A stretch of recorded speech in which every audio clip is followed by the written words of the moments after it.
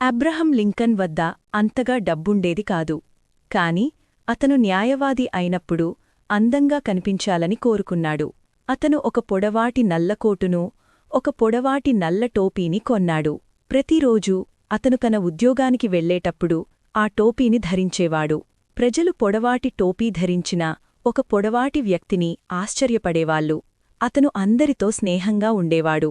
ఎవరికైనా న్యాయవాది అవసరం వచ్చినప్పుడల్లా వారు అతని వద్దకు వచ్చేవారు. Abraham Lincoln ఇల్లినాయిస్లో నివసించేవాడు. ఇల్లినాయిస్లో చాలా వరకు జనావాసాలు ఉండేవి కావు. తరువాత క్రమంగా ప్రజలు అక్కడ స్థిరపడటం ప్రారంభించారు. వారు ఇళ్లను, పొలాలను నిర్మించుకోవటం ప్రారంభించారు మరియు కొత్త పట్టణాలను స్థాపించారు. కొన్నిసార్లు వారి మధ్య సఖ్యత ఉండేది కాదు. డబ్బు, భూమి, పశువుల కోసం వారు గొడవపడేవారు.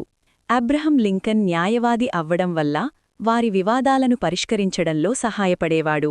పేద ప్రజలకు కోర్టులో న్యాయం జరిగేలా సహాయం చేసేవాడు. అబ్రహం లింకన్ ఒక చతురతతో కూడిన న్యాయవాది.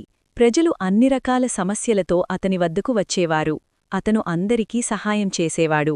కాని అతనికి తనకంటూ ఒక సమస్య ఉండేది. అతనికి మతిమరుపు ఉండేది. అతను ఉత్తరాలకు జవాబివ్వడం, తన ముఖ్యమైన పత్రాలను ఎక్కడ భద్రపరిచాడో మర్చిపోయేవాడు.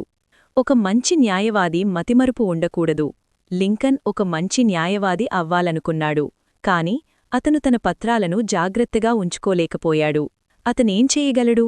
లింకన్కు ఒక ఉపాయం తట్టింది. అతని పొడవాటి టోపీ. అతను తన పత్రాలను దాని లోపల ఉంచి వాటిని ఒక తోలు పట్టీతో కట్టాడు. అతను టోపీ తీసినప్పుడు లోపల ఉన్న పత్రాలను చూసి తాను ఏమి చెయ్యాలో గుర్తుకువచ్చేది.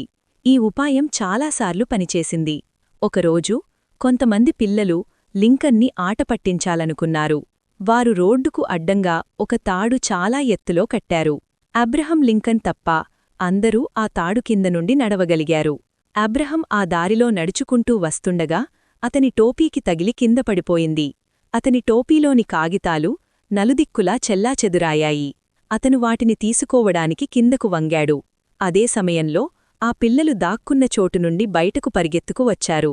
వాళ్లు అబ్రహంను చుట్టుముట్టారు. వాళ్లు అబ్రహంను చూసి నవ్వుకున్నాడు. అతనికి వారిమీద కోపం రాలేదు. అతనికి అల్లరి పిల్లలంటే చాలా ఇష్టం. కాని ఈ సంఘటన తరువాత కూడా అతను తన టోపీలో కాగితాలు దాచుకోవటం ఆపలేదు.